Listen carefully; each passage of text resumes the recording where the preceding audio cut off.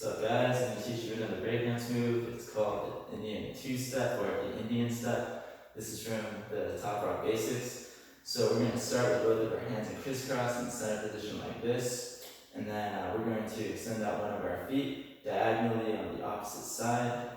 And as we do that, we're going to extend our hands outward. So let's start with taking our right foot and extending it out to the left side. Just like that. So notice my hands come out, open. Sort of up, in a battle league or something. And then as soon as we bring it back, we bring both of our hands back crisscross, and we're going to do similar with our left leg. So when you get a bit comfortable with the steps, then you can start focusing on how you want to gesture your hands as well.